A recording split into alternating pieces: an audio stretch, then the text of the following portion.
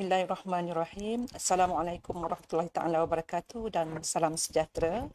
Salam prihatin rakyat, salam Perani Dakbat COVID-19. Dan alhamdulillah tanggal 27 Januari 2021 kita dapat bersua secara norma baharu bagi siri pertama ISM Executive Top siri 1 2001 yang mana kita juga sering dikenali sebagai ISM Social Talk. Platform ini adalah merupakan satu platform kita mempariskan tokoh-tokoh masyarakat untuk mereka berkongsi pengalaman, berkongsi pengetahuan untuk menjadikan panduan dan juga tauladan kepada pendengar-pendengar semua. Dan saya mengucapkan ribuan terima kasih kepada para penonton yang saya maklum terdiri daripada seluruh warga Kementerian Pembangunan Wanita Keluarga Masyarakat dan juga agensi-agensi ISM, LPKKN, Jabatan Kebajikan Masyarakat, JPW, lembaga kaunselor dan yayasan kebajikan negara. Dan saya juga maklum bahawasanya kita jemput juga agensi-agensi awam lain dan juga ahli anggota masyarakat untuk sama-sama bersama dalam ISM Executive Talk pada kali ini. Dan bagi para penonton, saya kira kita ada pautan untuk melakukan pendaftaran, boleh lakukan pada pautan yang kita berikan di paparan nanti. Untuk siri ISM Executive Talk pada kali ini sebenarnya amat istimewa kerana ianya merupakan julung kalinya ISM mengadakan kolaborasi dengan bahagian pengurusan sumber manusia kementerian sendiri, bermakna juga kita mempunyai tetamu yang kita segani, yang merupakan nombor satu di kementerian ini, pengemudi, peneraju kementerian yang mana kumpulan sasarannya melibatkan seluruh anggota masyarakat di negara ini. Dan untuk itu, kita bagi suspense sikit. Untuk itu, saya izinkan saya membaca CV beliau pada hari ini. Lahir pada 3 Februari 1961 di Ipoh, Perak, dan memulakan kerjaya beliau di Jabatan Perkhidmatan Awam pada tahun 1994. Kemudian bertukar pengalaman ke bahagian latihan bahagian sama di JPA juga, dan seterusnya pada 2001 beliau melanjutkan pelajaran ke International University of Japan dalam bidang pengajian perhubungan antarabangsa pada tahun 2001. Pada 2003, beliau kembali dan ditempatkan di Kementerian Sumber Manusia hingga 2006. Setahun beliau ditempatkan di Kementerian Kewangan dan pada tahun 2007, beliau kembali ke Kementerian Sumber Manusia sebagai Susah Bahagian Antarabangsa. Setelah 3 tahun menimba pengalaman, beliau dinaikkan pangkat ke Jusasi pada tahun 2010 di Kementerian Sumber Asli dan Alam Sekitar. Beliau kemudian ditempatkan di bahagian Hal Ehwal Penguatkuasaan Maritim Malaysia sebagai Ketua Pengarah Jabatan Perdana Menteri dan dinaikkan pangkat ke Jusabi sebagai TKSU Dasar di Kementerian Pertahanan selama 3 tahun sebelum ke Jabatan Perdana Menteri sekali lagi sebagai Timbalan Ketua Setiausaha Pengurusan Jabatan Perdana Menteri. Beliau pernah di bahagian Hal Ehwal Undang-Undang Jabatan Perdana Menteri sebelum memegang tanggungjawab sebagai Ketua Setiausaha Kementerian Pembangunan Wanita, Keluarga dan Masyarakat. Uniknya dalam tempoh tersebut, dalam beliau meniti cabaran, beliau telah berjaya menyelesaikan ijazah Dr. Falsafah beliau di Universiti Pertahanan Nasional dalam bidang pengurusan sumber dan berjaya menyelesaikannya pada tahun 2020 Julai. Dan untuk itu, saya rasa tidak lain dan tidak bukan dengan hormatnya kita selama lebih kurang sejam akan sama-sama menimba ilmu, menimba pengetahuan dengan yang berbahagia Datuk Dr. Junaidah Kamarudin, Ketua Setiausaha Kementerian Pembangunan Wanita, Keluarga dan Masyarakat. Apa khabar, Datuk? Alhamdulillah, terima kasih. Datuk susahnya nak dapat Datuk dan akhirnya ISM dapat juga masa Datuk. Terima kasih. Okay, Datuk, semua sedia maklum tentang paksi perkongsian kita pada hari ini adalah berkaitan dengan seni memimpin, menjulang mandat dengan hikmah. Dan saya kira topik tu yang ramai menyokong bahawa terbaik untuk Datuk menyampaikannya daripada hati sanubari Datuk sendiri. Dan Datuk, untuk kita tidak menekankan masa, saya kira kalau saya rasa pada tahap ini dalam Datuk meniti tempoh atau perjalanan perkhidmatan Datuk, episod pahit dan manis pastinya Datuk dah temui.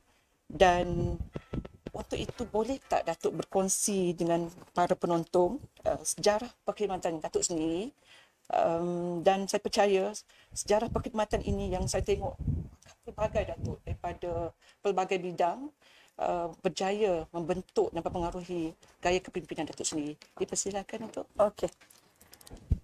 Terima kasih Dr. Fazni. Assalamualaikum warahmatullahi wabarakatuh. Salam prihatin rakyat. Perangi darurat COVID-19.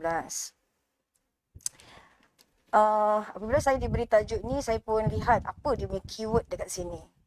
Saya dapat seni memimpin, menjulang mandat dengan hikmah. Jadi sangat catchy dan juga menarik lah saya kira. Dan bila kita berbincang cara mana kita nak organize sesi ini, Dr. Fazli maklumkan kita santai saja dan bercakap mengenai pengalaman. Bila cakap mengenai pengalaman, bermaksud kita bercakap dari hati kita. Betul. Dari pengalaman yang kita lalui. Betul. Okey, perjalanan pahit manis, pahit tu tak ada lah. Itu manis belaka. Alhamdulillah. Ya, Dr. Fazli tadi ada sedikit mengenai perjalanan karier saya. Betul. Saya bermula pada tahun 1994, tapi saya telah terlebih dahulu berada di private sector. Ada bekerja di bank dan juga lama di bidang perguruan. Alhamdulillah. Jadi itu juga membentuk kita lah sebagai seorang pendidik ni, dia ada satu ciri-ciri yang tersendiri. Betul. Saya bermula di Jabatan Perkhidmatan Awam yang saya kira merupakan permulaan yang baik sebagai seorang pegawai tadbir diplomatik.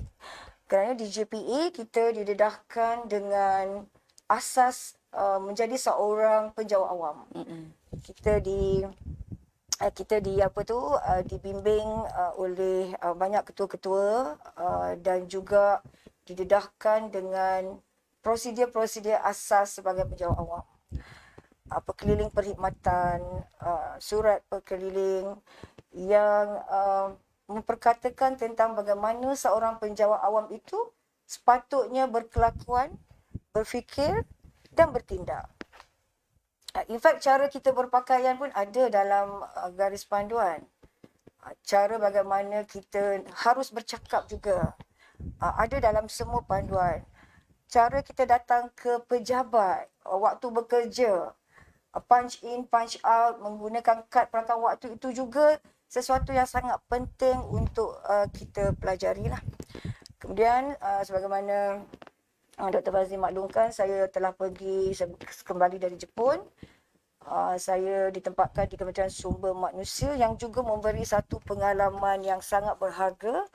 Kerana di sana saya memegang portfolio yang berkaitan dengan international level organisation.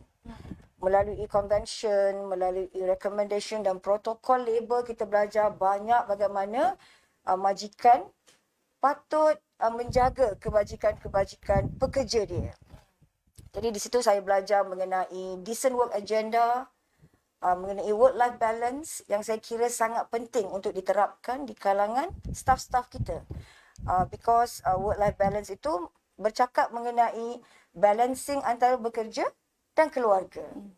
Jadi mantra itulah ataupun knowledge tersebut saya apply dalam kepimpinan saya.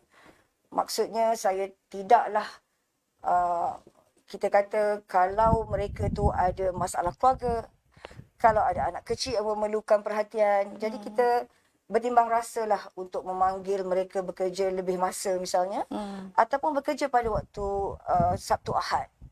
Jadi pengalaman-pengalaman itu saya apply dalam corak kepimpinan saya lah. Dan satu lagi yang saya mendapat sangat kesan ialah apabila saya bekerja di Kementerian Sumber Asli Alam Sekitar, for example, isu-isu berkaitan pentingnya alam sekitar kepada kita. Jadi saya terapkan juga bagaimana staf-staf di kementerian membawa satu pokok misalnya, kita bersihkan ataupun kita jadikan suasana yang ceria di tempat kerja, dikaitkan dengan alam sekitar. Pada masa itu bos saya Datuk Seri Zul Azhar sangat suka kepada tumbuh-tumbuhan hijau. Jadi kami membinalah NRE, bangunan dalam hutan yang kami bina seolah-olah seperti hutan. Jadi itu menimbulkan satu suasana dan juga perasaan yang baiklah, got a lot of oxygen, dan kita bekerja dalam suasana yang saya rasa kondusif. Jadi pengalaman-pengalaman itu saya bawa. Kemudian tadi Dr. Fani juga menyatakan saya di bahagian antarabangsa. Yes, pendedahan antarabangsa itu juga sangat penting.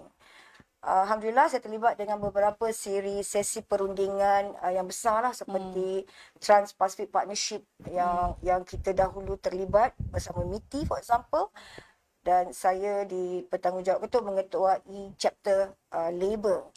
Jadi yang saya nak tekankan ialah bila kita ada pendedahan begitu, kita melihat bagaimana mereka di negara-negara lain berinteraksi, bagaimana mereka membawa mandat, bagaimana mereka bercakap, dan sesi perundingan itu membawa satu seni saya rasa, where you have to bring kita kata kepentingan-kepentingan negara yang kita kena negotiate dengan negara sebelah sana.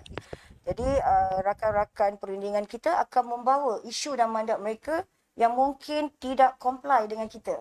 Jadi cara macam mana kita nak get into agreement kan di tengah-tengah. Di situ saya belajar banyak. Kita kena mendengar. Jadi seni mendengar tu sangat penting, kerana dalam sesi perundingan kita perlu mendengar dahulu apa perkara-perkara penting yang mereka perlu ketengahkan. Jadi itulah yang membawa kepada beberapa pengalaman yang saya bawa apabila saya berada di posisi TKSU for example, dan juga sebagai KSU sekarang ini. Datuk, saya pun dapat permintaan sebenarnya daripada anggota Kementerian Pembangunan Wanita sendiri. Mereka ni yang terutamanya mereka yang dapat HLP sekarang pun sedang meniti perjuangan ilmu ni.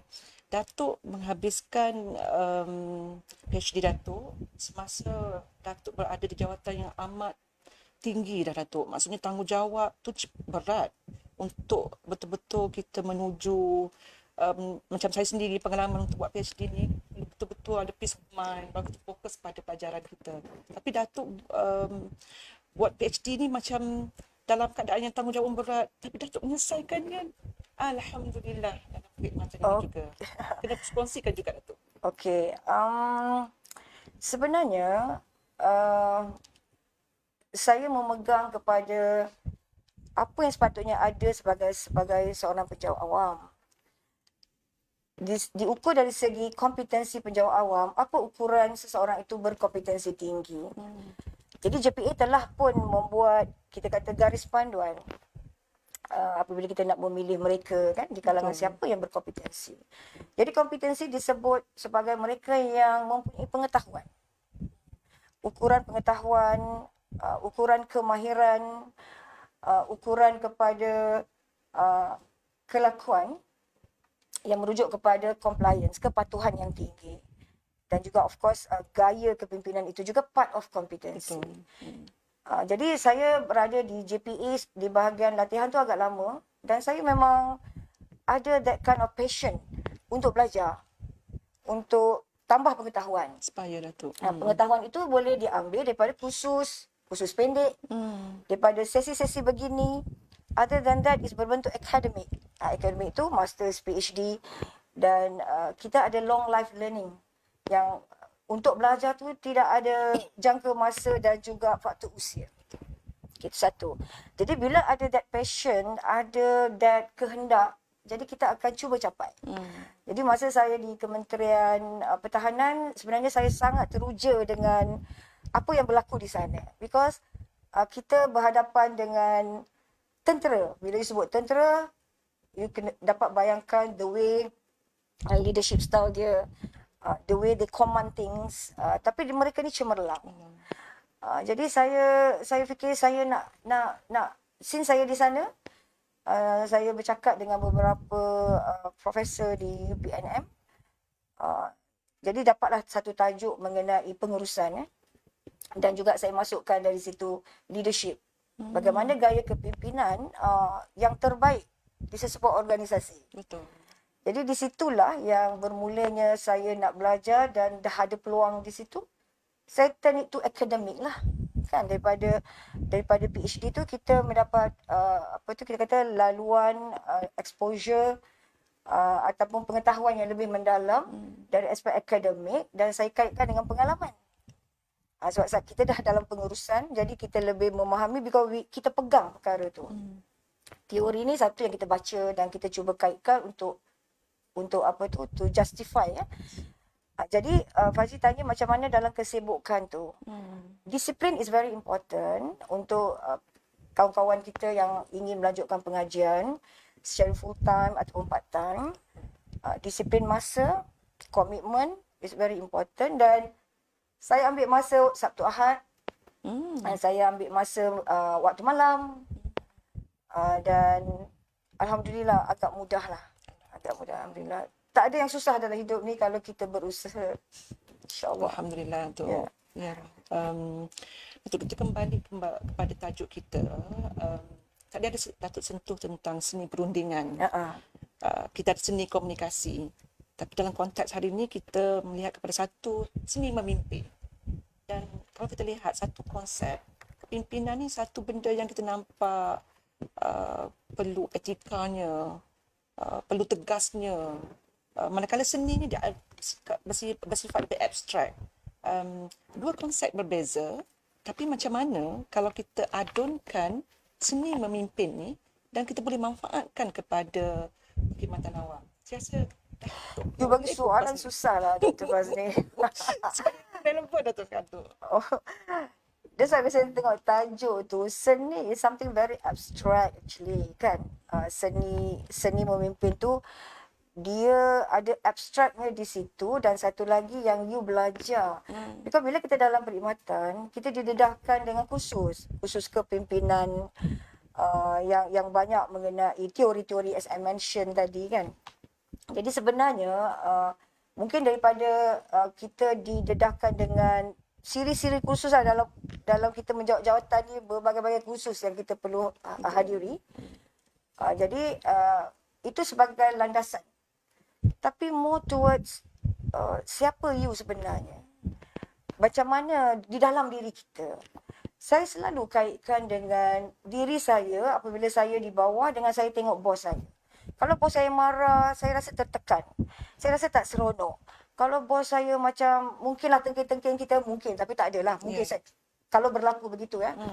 Jadi saya fikir, kalau saya tak suka, kalau saya buat, orang pun tak suka juga. Anak bos saya pun akan tertekan. Jadi saya ambil yang itu. Jadi saya kaitkan dengan beberapa pendekatan. Contohnya kita kata pendekatan secara leadership style berkaitan dengan apa ya transformational for example ataupun apa tu kita sebagai pemimpin bercorak pembimbing.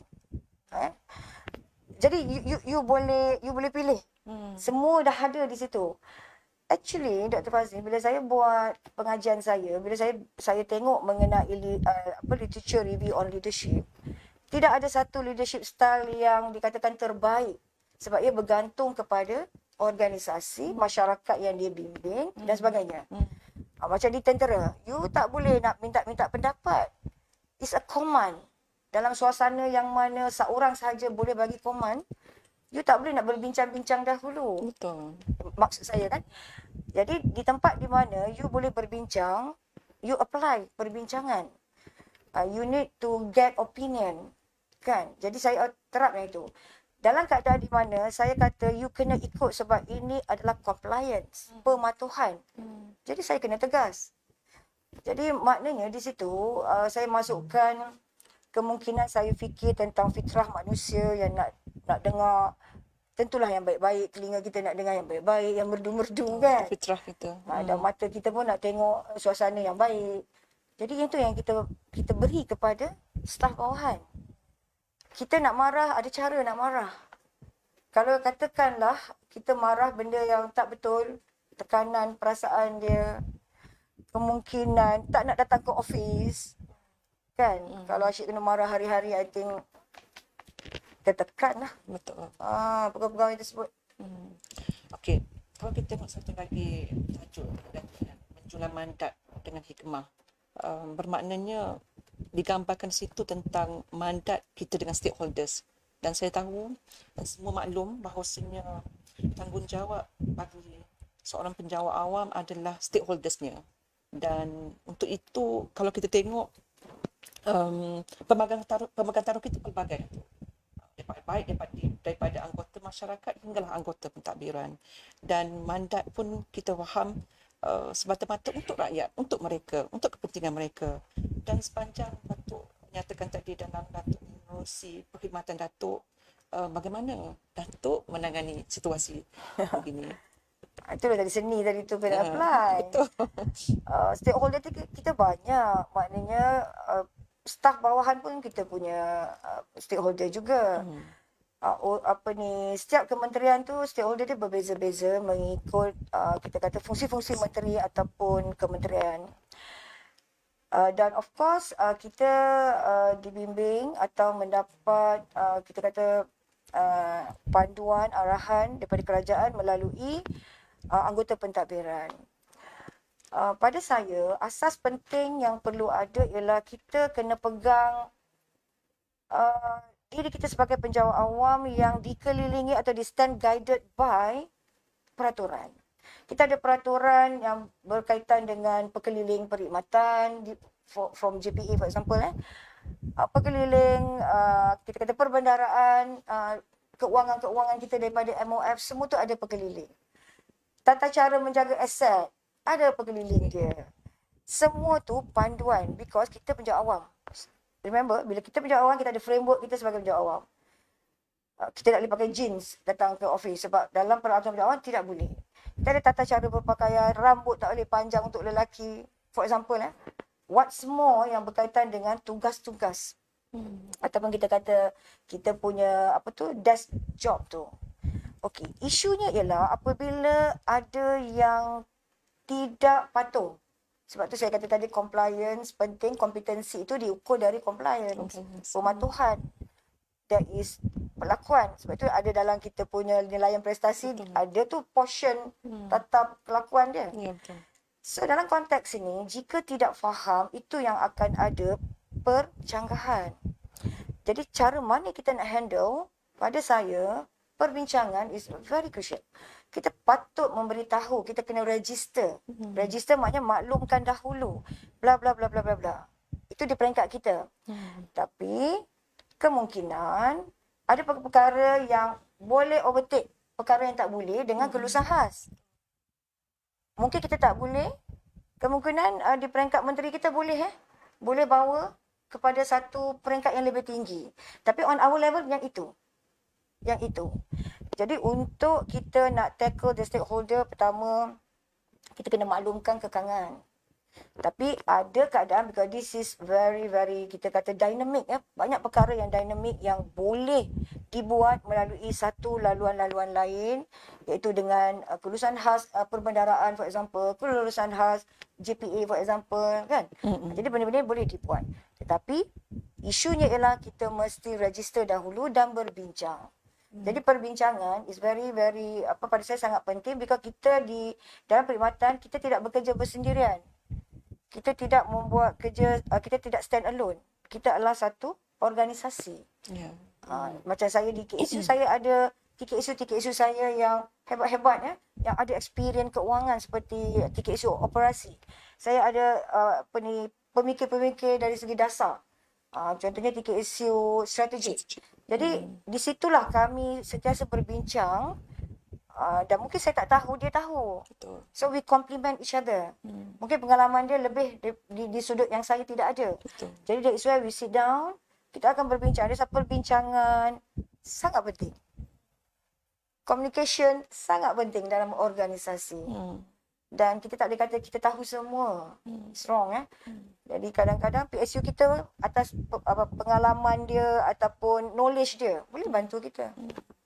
Jadi untuk menghadapi, of course lah seni memimpin itu perlu ada. Untuk di luar sana, kemungkinan mereka tidak kepada proses. Mereka nak outcome. Sedangkan kita melalui proses keuangan, proses pengauditan, proses compliance tu kena ikut. Tapi mungkin kita kena maklumkan media. For example, bila kita di sini terlibat dengan unforeseen matters seperti COVID-19. COVID-19 tu memerlukan macam kita di sini menyediakan bakul makanan dan kita tak boleh melaksanakan dengan cepat kalau mengikut prosedur biasa. Kita kena buat secara darurat. Jadi darurat tu ada dia punya prosedur dia. Dan mungkin kita tak tahu sebab tak pernah mengalami. That's why kita kena berbincang. Jadi I think dalam kita nak memberitahu perkara-perkara kepada stakeholder kita ya, kita kena berbincang lah, kena memberitahu. Hubungan baik tu is very important. Antara kita dengan anggota pentadbiran, kita kena ada satu penyatuan yang jitu so that kita boleh handle ataupun address apa-apa juga isu. Dan sama-sama memberi itu. Ya, sama-sama. InsyaAllah. Kalau Datuk boleh ingat kembali, yang mana Datuk rasa dalam pengalaman Datuk tu yang agak mencabar menangani dalam konteks menangani ni, yang Datuk rasa buatkan Datuk kira macam mencabarnya keadaan ni. Betul. Ada, mesti ada tu kan? Bukanlah pahit, tapi cabaran. Bila saya dulu bermula dengan yang kita kan dalam pengurusan ni, kita ada dasar, kita ada antarabangsa, kita ada solid pengurusan. Bila saya bermula sebagai setiausaha bahagian kanan di Kementerian Sumber Asli lah ya.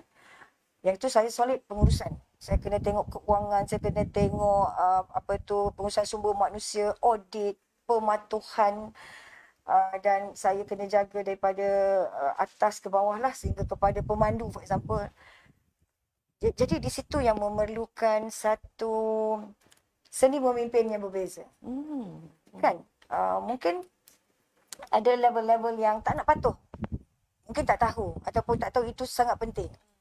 Jadi kita wujudkan moment of truth. For example, kalau ada yang masalah, kita akan duduk. Kita akan duduk bagi tahu yang ini sebenarnya tak boleh kerana apa. That's one. Secondly, katakanlah di anggota pentadbiran katakanlah mereka yang datang dari luar, yang dilantik daripada luar, yang mungkin tak biasa dengan peraturan kerajaan. Itu pun akan memerlukan kita duduk dan bercakap tak boleh kerana apa. This is kekangan kita. Macam tu. Jadi itu pada saya satu daripada pengalaman berharga lah. Bagaimana soft skills perlu ada untuk kita berkomunikasi, untuk kita berunding, memberitahu apa yang kita ada, apa yang dia nak, macam mana kita nak macam mana pihak sana memerlukan bantuan, macam mana kita nak bantu tanpa jeopardize perkara-perkara yang perlu kita pertahankan sebagai penjawat awam. Keliling tadi itulah. Ya, betul. Keliling peraturan kan sebab kita di rating, kita ada kita punya penarafan. Kita ada audit yang akan tengok. Jadi itu adalah satu mekanisme pengukuran kepada kecemerlangan organisasi tersebut. Jadi itu pun kita sentiasa jaga supaya kita tidak dilihat sebagai melanggar peraturan. Betul. Sebab rating tu lah. Dulu kita ada star rating kan. 4 bintang, 5 bintang. Bila 3 bintang tu masing-masing moyong je lah. Apa yang tak kena ni, apa yang tak kena. Bila kita 5 bintang, wah, you are good. KSU you membimbing you. Jadi, back kepada macam mana pengalaman saya tu, yang itulah yang saya lalui. Dan of course saya melihat kepada bagaimana bosses saya, KSU saya. Saya ingat saya punya Datuk Segar Raja KSM, attention to details, sehingga buat memo pun you kena really careful. Kadang-kadang tak ada tarikh kan, dia akan bulatkan mana tarikh. I mean bila kita buat surat for example, attention to that. Jadi bila kita dah terbiasa, semua perkara-perkara lain tu kita akan bagi a lot of attention supaya kita tidak tersilap. Betul. Yeah. Kita pun mengalu-alukan jika ada mana-mana pendengar kita, audiens kita yang mahu berkongsi pengalaman Datuk untuk bertanyakan soalan kepada Datuk. Dan sebab masa ni adalah masa yang terbaik pun Datuk pun dalam ambang perkhidmatan beliau, dan kita perlu memanfaatkan masa platform yang ada ni untuk kita berkongsi daripada hati Datuk ni. Datuk ni memang betul-betul saya lihat kalau handle meeting memang lain, dan pada hari ni Datuk memang cerita betul-betul dari apa yang Datuk alami dan selama ni. Untuk kembali pula kepada, saya ingat Datuk masa Datuk mula-mula menjejaki kaki ke Kementerian Pembangunan Wanita, Keluarga dan Masyarakat ni, yang mana itu memberi satu impact besar lah. Saya take away benda tu membuatkan saya termenung, dan saya fikir macam ada satu answer dalam saya menjunjung perkhidmatan ni.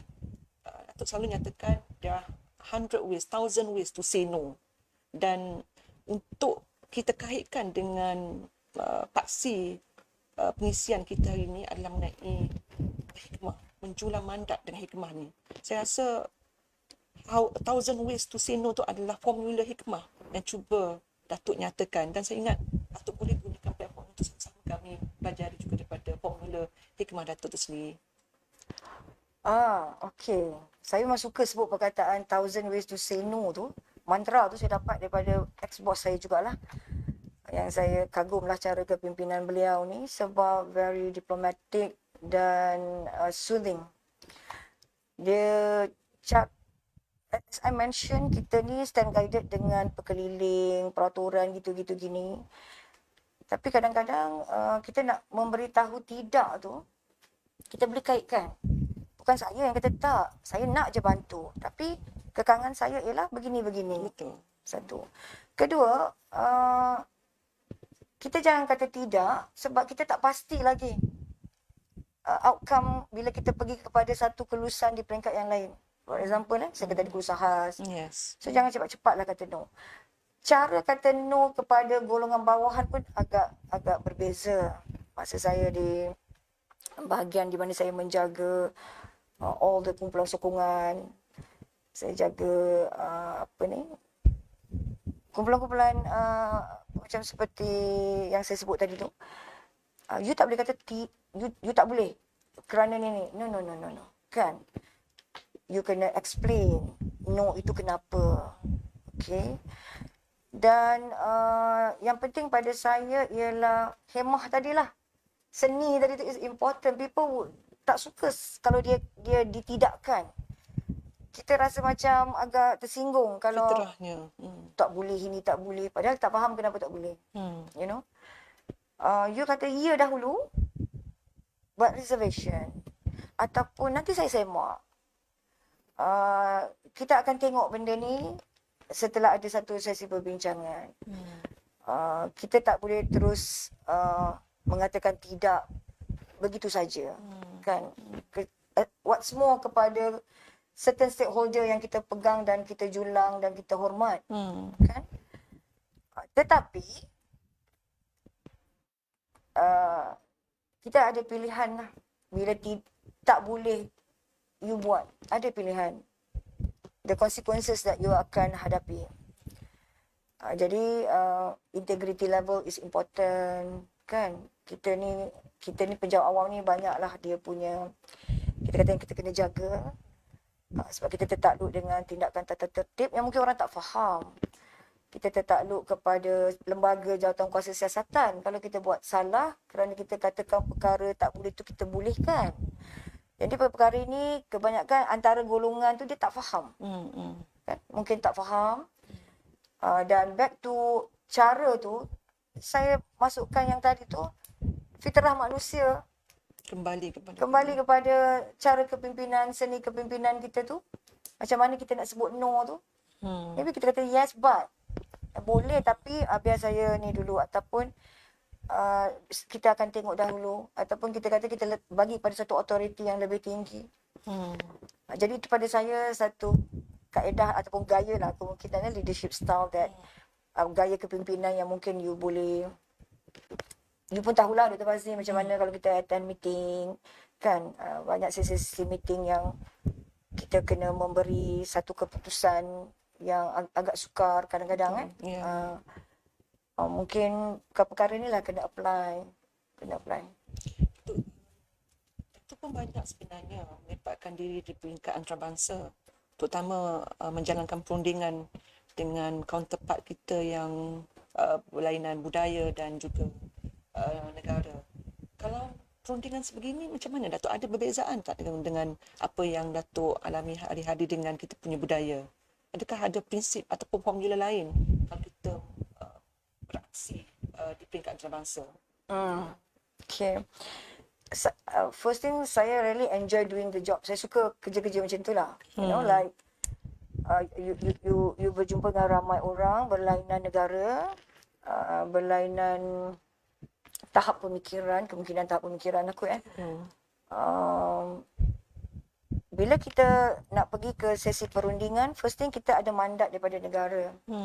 Apa mandat yang kita bawa, yang kita nak bawa, dan mandat ini kita kena pertahankan. So di situ ada sesi untuk kita negotiate, berbincang. Di sini saya lihat persiapan, attention to detail is very important sebab dia melibatkan agreement. Di situ saya belajar tentang pentingnya perundangan tadi tu. Pentingnya tentang every line dalam agreement tu is very important. Shall dengan perkataan may membawa makna yang sangat besar. Kemudian saya tengok rakan-rakan, macam katakanlah saya berbincang dengan European Union, EU. Mereka akan dengar kita ni. Kita akan cakap, they will listen to you.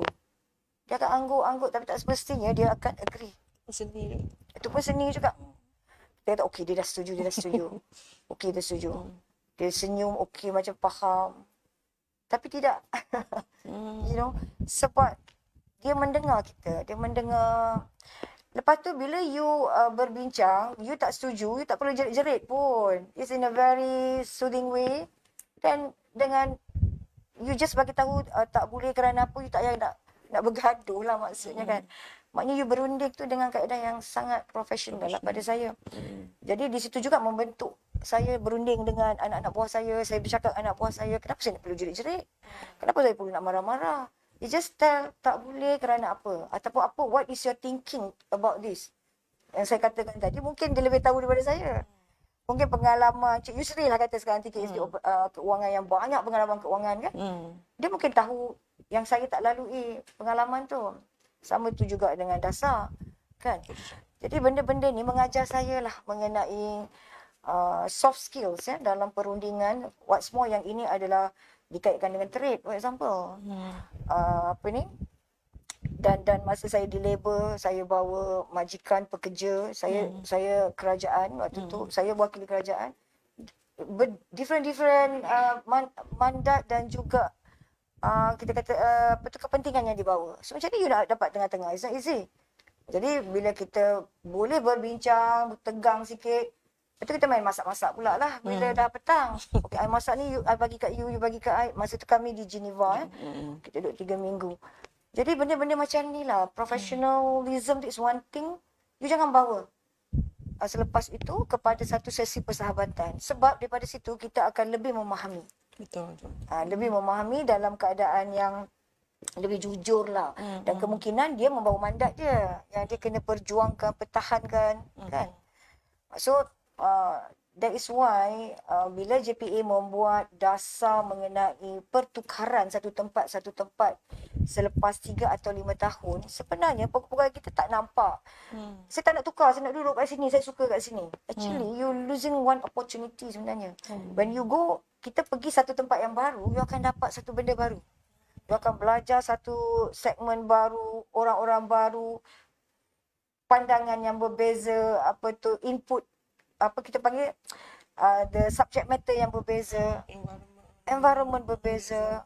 Jadi bila you go up, you dapat rangkumkan dan you boleh apply bila you jadi seorang pemimpin ataupun jadi KSU atau TKSU. Jadi apa saja yang perkeliling ataupun peraturan, sebenarnya ada kajian kebaikan di belakang itu. Itulah yang saya harap lah kan. Anak-anak buah jika diberi surat untuk keluar tu, is actually you anggap itu sebagai opportunity. Because saya dapat itu dari satu tempat yang saya pergi. Kan saya jaga MKD, Kementerian Keuangan, saya jaga korporat, masa tu berbeza pula. Kan, kemudian saya pergi ke sebagai ketua pengarah Badan Buat Undang-Undang,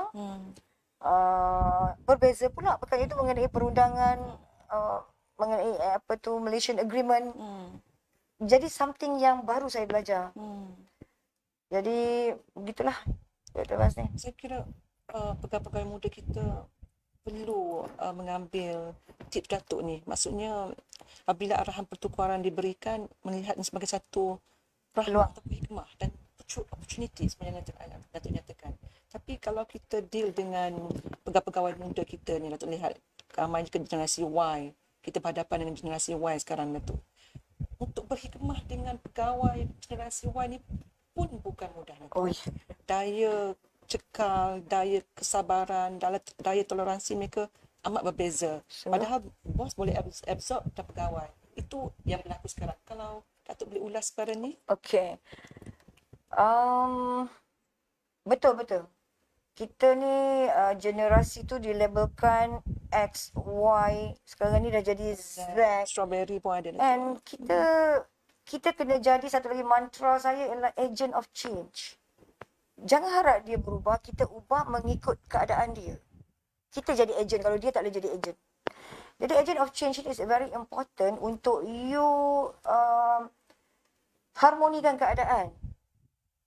Especially generasi sekarang ni yang pendedahan dia berbeza. Kita dulu pegang tanah, kita panjat pokok kan. Betul. Kita main permainan yang mereka tak pernah alami. So itu membentuk kepribadian, membentuk dia punya sifat dan pemikiran. Betul. Jadi di situ kita yang dewasa ataupun pemimpin macam kita ni ataupun ketua macam kita ni kena more or less absorb dan sesuaikan untuk gaya kepimpinan yang macam mana. Itu saya kata tadi, kalau perlu kita jadikan kita ni sebagai transformational leadership style yang boleh kita ni, kita dengar dulu, kita fahami dulu apa hati dia, apa perasaan, pemikiran dia, kan. Jadi from there kita ni lah macam negotiate jugalah, macam kita berunding juga kan.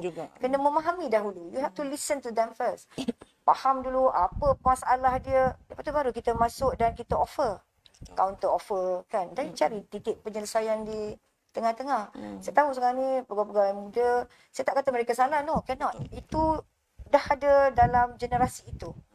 Generasi yang dibentuk oleh budaya persekitaran dengan gadget. Contoh, saya bagi contoh. Pegawai muda, mereka suka Facebook. Because itu perjalanan hidup. Bila Facebook, daripada AZ semua masuk. Kadang-kadang fail rahsia pun masuk kat situ dan tunjuk. Kita dulu fail rahsia kena masuk dalam envelope. Jangan tunjuk ada merah palang tu. You know? But they want to show sebagai satu perkongsian. That is why kita kena bagi tahu. Kita tak boleh hukum begitu saja. Jadi Facebook ni pun benda budaya bagi mereka, tapi kadang-kadang memberi kesan yang mungkin negatif lah kepada perkhidmatan awam. That's why kerajaan membangunkan satu kita kata dasar mengenai kita kata komunikasi. Bagaimana yang boleh sehingga diambil tindakan. Tapi kita cegah dahululah. Cegah, bagi tahu, keep on bagi tahu. Bagi tahu the do and the don't. Apa yang you boleh upload, apa yang you tak boleh upload. Ataupun dia nak marah bos dia, tulis kat Facebook, daripada tak tu semua orang tahu. So itu budaya, tapi kita kena train sebab kita dalam kerangka perkhidmatan awam dan sebagai pejabat awam. Ada tata cara dia, ada tata kelakuan yang perlu diikuti. Lepas dia bersara macam saya nak bersara nanti tu, sekati kita lah kan. Begitu. Okay. Datuk, kalau kita tengok Datuk ni, ada juga, kita tengok soalan Datuk. Ini ada soalan untuk Datuk ni. Soalan senang kan, jangan susah. Dalam suasana pandemik yang kita masih belum pasti sejauh mana keseriusannya, bagaimana Datuk melihat perkembangan BDR, bekerja dari rumah, dalam kalangan warga kementerian sendiri, dan prospek BDR ini diaplikasi seterusnya pada masa akan datang. Memandangkan kemunculan ini juga kita melihat pada isu-isu kebajikan. Mereka lebih kepada BDR sendiri tu. Okay. A very good question lah, sebab yang bertanya ni berada dalam situasi semasa kan. Sebab tu saya kata kita ni bersifat dinamik, sentiasa berubah. But there again, perubahan itu akan didasari oleh kita kata peraturan. Yeah.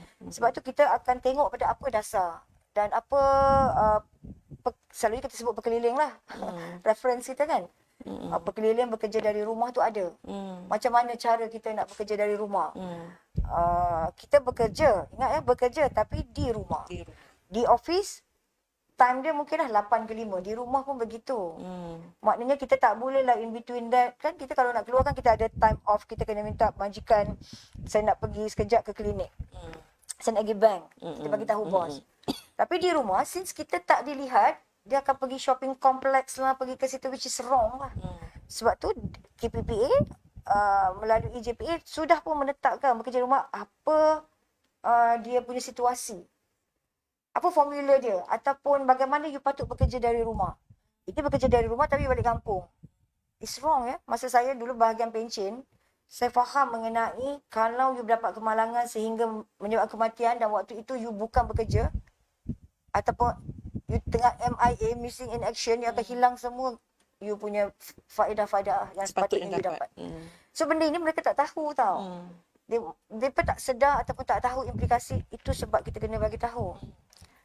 Kita kena sentiasa maklumkan dan kena sentiasa inform pegawai-pegawai kita lah, especially yang mungkin baru dalam perkhidmatan, yang belum mahir tentang perkeliling kan. Dan bekerja dari rumah dibuat adalah berdasarkan kepada situasi COVID masa kini. Untuk diteruskan pada masa akan datang, kalau perkara itu tidak lagi bersesuaian, kita akan kembali normal. Pada saya bekerja dari rumah ni ada untuk diri saya lah, kalau pengalaman ada yang seronok dan tak seronok. Because tak seronok tu I duduk depan komputer tu sampai duduk kan. We do not know message masuk bla bla bla bla. Kadang-kadang tengah masak tiba-tiba ada message kan. Kita utamakan. Jadi itu pun kalau di office kita lupa semua tu. Kita concentrate 100% di tempat kerja tu dengan buat kerja. Pada saya tu saya suka lebih begitu. Tapi ialah bekerja dari rumah disebabkan kita punya institusi tutup, institusi kan taska kan, tadika semua tutup. Kita kena tengok anak kita kan. Bila tengok anak kita sambil kerja kan, kita nak tengok anak lagi. Benda macam tu lah. It's something about a new thing lah. Perkara baru yang perlu diserapkan ataupun ditangani lah oleh kita sebagai penjawat awam yang bekerja dari rumah ni. Soalan sama ada perlu diteruskan, saya tak nak jawab lah yang itu kan. Iaitu di bawah bidang kuasa Ketua Perkhidmatan Awam dan juga Tan Sri KSN lah untuk meneliti dari masa ke semasa. Dan kita di Sosial Malaysia, Dr. Fazli juga ada membuat kajian-kajian kan mengenai kesan COVID, apa yang dikehendaki dan perkara-perkara itulah boleh kita lihat secara ilmiah untuk membentuk satu peraturan, satu garis panduan yang lebih padu, lebih jitu dan bermanfaat kepada perkhidmatan dan penjawat awam. Selain itu, sebagaimana Datuk nyatakan, mungkin pada tahun ini ISM akan memulakan satu kajian khusus kepada warga KPPN sendiri tentang BDR sewaktu COVID, Datuk. Untuk kembali balik kepada kepimpinan, Datuk. Saya percaya gurus dalam leadership ni saling bertukar pandangan lah mengenai cara seorang pemimpin, dan mereka kebanyakannya mengaitkan dengan bidang pemimpin itu dengan gaya kepimimpinannya. Ada yang mengatakan bagus untuk menjadi yang autoritatif. Ada pula yang kata bagus untuk menjadi demokratik. Ada juga bagus kata peace sitting. Pelbagai jenis cara. Daripada awal Datuk bercerita tadi, dalam gambaran saya dia pun dah boleh baca sebenarnya bagaimana Datuk. Tapi tak nak kita sekap jarang ni, Datuk, bagaimana Datuk menggambarkan gaya kepimpinan Datuk, dan apabila Datuk gambarkan sedemikian, saya rasa rumusan daripada audiens pun dapat gambarkan bahawasanya untuk menjadi seorang pemimpin sedemikian, apa yang Datuk telah laksanakan selama ni? Ah, Nak cakap tentang diri sendiri tu Ya, ni. kena lah tu. Patutnya audience apa ni lah yang bagi tahu saya macam mana. Mana saya tahu saya macam mana kan. But uh, especially kalau saya sebagai ketua pengarah, saya ketua lah di situ kan. Sebagai TKSU dalam sektor saya dan sebagai TKSU, gaya kepimpinan tu saya mungkin kata pelbagai. Ada masa saya perlu autokratik dari segi, okay, you have to do this. Kalau comes to compliance lah, kalau pematuhan, all this thing kan. So, kita akan macam more or less tegas dan tak ada kompromi. Tapi kalau keadaan-keadaan yang lain, saya mungkin akan kata saya transformational sikit lah Dr. Fazli. Bermaksud, Betul. saya boleh mendengar. Ya. Saya suka mendengar dahulu. Kejar. Saya mendengar dahulu Flexible. dan cuba memahami. Saya cuba memahami. Betul tak betul tu saya sendiri perasan diri saya gitulah kan. Saya cuba memahami, saya dengar dahulu. Dan kemudian berbincang. Saya kata pengalaman perundingan tu sangat bermakna lah. Dan communication, kita ada soft skills dari segi berkomunikasi kita tu. Saya cuba terapkan. Saya tak tahulah macam mana pandangan Ya, betul. ketua-ketua jabatan terhadap saya lah. Tapi saya seboleh mungkin begitu. Cuba berbincang dan cuba mendengar dahulu dan bincang. Dan saya akan refer kepada garis panduan yang ada. Ya, betul. Contoh, nak buat tindakan tata tertib atas kesalahan. Saya tak akan, show tu saya tak akan tengok dan lulus saja, tidak. InsyaAllah saya akan bincang dahulu dengan pegawai, kenapa you bagi show begini. Kemudian saya cuba pergi dalam sikit, why don't kita tengok keadaan dia. Mungkin dari aspek dokumentasinya begitu. Kan? Contoh sakit tak datang, kenapa? Tahu-tahu ada besi kat dalam, bila kilat hujan dia tak boleh datang sebab takut nyilu. You know? Jadi benda tu kita tak tahu sebab apa, kita tak ni. Tak gali. Kita tak gali. Jadi benda-benda macam itulah sebab pada saya kemahiran memimpin ada 3 perkara. Satu, kemahiran secara konseptual, kemahiran kemanusiaan dan teknikal. Teknikal ni ramai sebab you buat benda tu. You're a desk officer, technicality you mesti pandai. Tapi kemanusiaan tu you kena mahir. Kemanusiaan ni something about inside you, the soft skills that you have, empathy, kan, rasa empati pada dia, rasa macam ingin membantu dia, itu perlu ada sebagai pemimpin atasan. Itu juga satu kemahiran lah saya rasa. Dan of course lah conceptual, you kena tengok the whole spectrum lah untuk memahami. Jadi ini boleh didapati daripada kursus, knowledge, bila kita belajar tentang apa itu gaya kepimpinan, apa itu kemahiran. Kedua, you dapat daripada observation. You observe lah pegawai ataupun ketua-ketua yang you rasa you nak jadikan dia sebagai contoh, then you ikut, kan? Dan pengalaman mengendalikan tu is penting sebab pengalaman tu benda yang memang you rasa you pegang, bukan setakat teori semata-mata. Dan back kepada kita pun ada, kita punya menteri, timbalan menteri yang prihatin, kan? Yang kita kata ada nilai-nilai yang ke arah empati, kan? Jadi tu back kepada agama lah. Agama mengajar apa?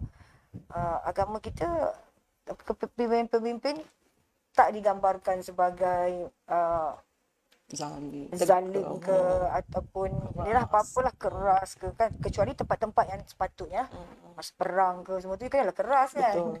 So benda-benda ni saya rasa digarap bersama dari segi teori, knowledge dan juga asas agama lah. Fitrah-fitrah yang ada tu kan. Ya, betul. Mata nak tengok yang cantik, hidung nak bau-bau yang harum, telinga nak yang merdu-merdu kita nak dengar. Betul. Jadi kita ambil lah itu, jadikan satu asas kepada kita macam mana kita nak berinteraksi dengan orang bawahan kita. Saya rasa begitulah Dr. Fazli. Satu soalan yang saya kira amat menarik Datuk ni daripada Cik Syamuddin Muhammad Hashim kita, sebab susulan daripada Datuk satu tadi, bagaimana seni memimpin pegawai-pegawai yang demotivated dan tertekan kerana beban tugas yang tinggi. Bagaimana nak memimpin mereka ini? Datuk. Yang tanya pun sebenarnya terror tu. Dr. Syam Yang ni Bukan? bukan Syamuddin Muhammad Hashim. Itu Syam. Dr. Syam ke? Is it? Tak Ya. shit. Oh, ya. Bukan Datuk Dr. Ya, Amin Dr. Okay. Syam. Dr. Syam. Okay. Saya Jauh daripada Dr. Syam tanya. Okay. Saya pun tak perasan dapat handsome. Actually, beban tu datang bila kita tak share. Kita kena share beban tu bersama. What's more, kalau kita ada authority untuk mengarah supaya di-share. Di-share lah kan. Jadi maknanya demotivated tu pada saya sebenarnya semua tu adalah berasaskan you punya acceptance. Kalau A, katalah kita bagi dia satu isu, A akan rasa tertekan, B mungkin tidak. Tapi isu yang sama. Jadi itu saya rasa tekanan-tekanan itu boleh diatasi dengan you control your jiwa lah, Dr. Syam ya. Control dan for me that is kedewasaan pun mungkin juga kita boleh kata. Dulu saya pun selalu tertekan juga kan. Gerik bila bos saya marah, tak nak pergi office ni. Kan? Tapi marah dia tu dia marah mengajar tapi cara kan. So sekarang ni cakap lah apa pun mungkin saya dah tak tertekan lagi dah. Mungkin lah kan. Saya senyum je kan because the acceptance is there already. Jadi acceptance kepada jiwa kita tu sangat penting dan anggaplah yang kita buat ni semua ibadah kan. Jadi benda yang kita boleh buat kita buat, tak mampu buat, tak mampu tu atas beberapa alasan dan bincang balik lah. Don't absorb everything sehingga you rasa tertekan, jatuh kan. Tapi tu saya kata as you go ke atas dia punya acceptability terhadap menangani isu tu dah berbeza. InsyaAllah. InsyaAllah. Ya. Untuk kita dah tanpa kita sedar kita dah diri penghujung bicara inspirasi kita ni, Datuk. Ya. Ada beberapa soalan lagi tapi saya rumuskanlah dalam soalan akhir saya ni. 27 tahun dalam perkhidmatan awam dan sebagaimana semua sedia maklum, Datuk berdalam ambang perkhidmatan kita ni. Dan apa sahaja yang Datuk boleh berikan kepada kami, mandat, bekalan nasihat dan panduan kepada penjawat awam keseluruhannya dan warga Kementerian Pembangunan Wanita, Keluarga dan Masyarakat khususnya dalam melaksanakan amanah agar kita ini penjawat awam dilihat untuk melaksanakan mandat perkhidmatan awam dengan berkesan. Ini penting Datuk, ini mandat Datuk ni. Okay.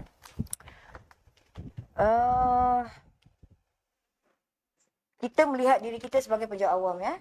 Kita lihat diri kita sebagai penjawat awam yang memikul tanggungjawab berdasarkan visi, misi, objektif organisasi di mana kita berada. Dan penjawat awam akan diukur dari aspek kompetensi. Dan kompetensi itu ada ukuran-ukuran dia. Saya cuba nak come back to that perkara itu, iaitu kita kena ada pengetahuan. Okey, pengetahuan tu boleh berbentuk akademik. Akademik tu kita kena ada diploma, master, PhD, ijazah pertama. Itu akademik. Dan pengetahuan-pengetahuan lain. That's why kursus-kursus sangat penting kalau dapat diikuti supaya kita berpengetahuan. Pengetahuan dalam bidang-bidang yang kita perlu ada lah. Pengetahuan dalam keuangan, for example kan. Kalau pengetahuan dalam kaedah perundingan, banyak pengetahuan yang kursus-kursus tu memang banyak. Dr. Fasni pun faham lah macam mana nak jaga kanak-kanak pun kita kena ada kursus pemata tu untuk kita berpengetahuan untuk menjadi pengasuh yang baik. Itu pengetahuan boleh didapati dari pelbagai kaedah pembacaan ke kan. Kemahiran, that's very important sebagai penjawat awam, you kena mahir. Itu saya kata tadi, kemahiran tu boleh berbentuk kemahiran kemanusiaan tadi tu lah. Kemanusiaan you kena mahir. Kemahiran teknikal kena mahir. Dari segi konsepsi pun you kena mahir kan. Kemudian yang saya nampak yang sangat penting lagi ialah compliance, kepatuhan. Kepatuhan itu memang dituntutlah 100% daripada setiap penjawat awam. Kepatuhan sama ada ianya diukur atau tidak diukur. Ya, betul. Tapi kalau diukur what's more lah, bukan setakat nak dapat rating ataupun pengiktirafan, tapi itu adalah tanggungjawab. Dan nasib tak baik sebabkan you tidak patuh, you akan dikenakan tindakan. Tata tertib lah, buang kerja lah, turun pangkat dan sebagainya. Itu hukuman. Kemudian saya lihat yang penting ialah gaya kepimpinan yang sesuai. I won't say yang ini patut ada patut. Yang sesuai berdasarkan kepada stakeholder dan juga kumpulan sasar yang you sedang hadapi. Boleh berbeza-beza. Dan gaya kepimpinan tu kita boleh dapatlah daripada pembacaan, pembelajaran, daripada pengalaman dan back to basic lah pada saya. Very important. Kita ikhlas. Kita ikhlas tapi gaya kita nak menangani tu ada beberapa gaya.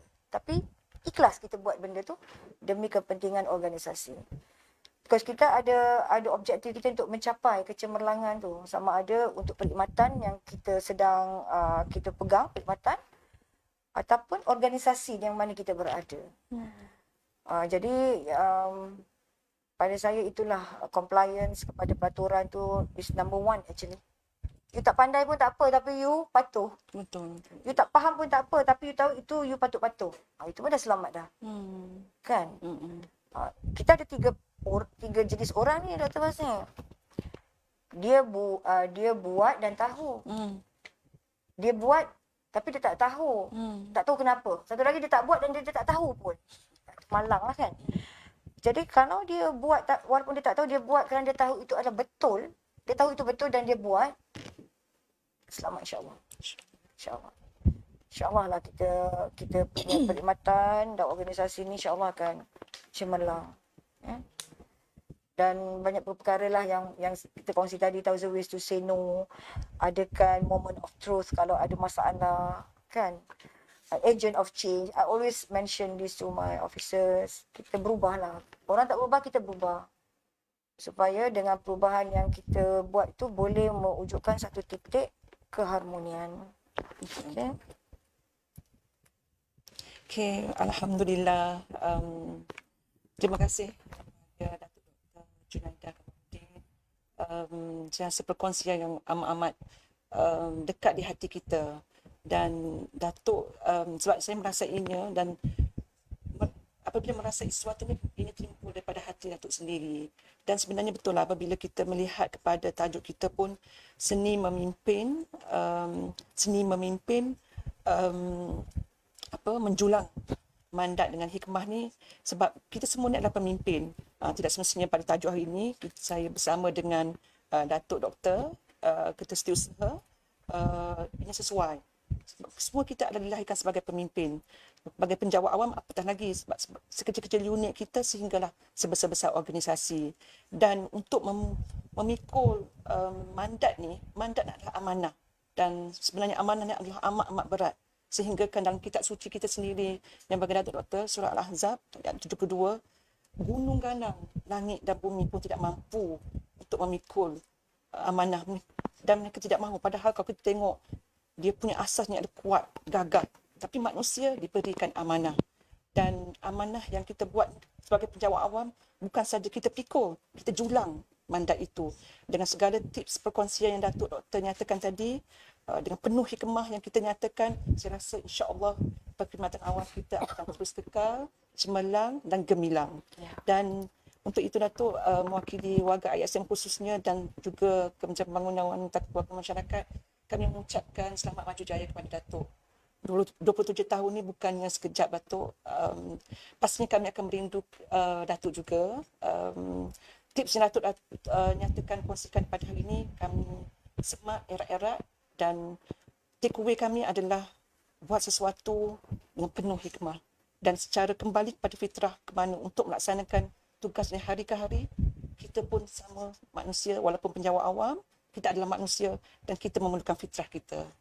Dan terima kasih kepada para penonton, para audiens yang sedia mendengar. Saya gembira tu kawan-kawan saya pun berinteraksi ni, gembira dengan sesi yang mungkin dekat di hati mereka. InsyaAllah jangan lupa ikuti sesi ISN Social Talk ataupun Executive Talk dari masa ke semasa, dan untuk itu kami mohon maaf sekiranya kalau ada apa-apa sepanjang pengendalian program ini ada kesilapan, kekhilafan. Dan saya akhiri dengan wabillahi taufiq wal hidayah. Wassalamualaikum warahmatullahi taala wabarakatuh. Assalamualaikum warahmatullahi wabarakatuh.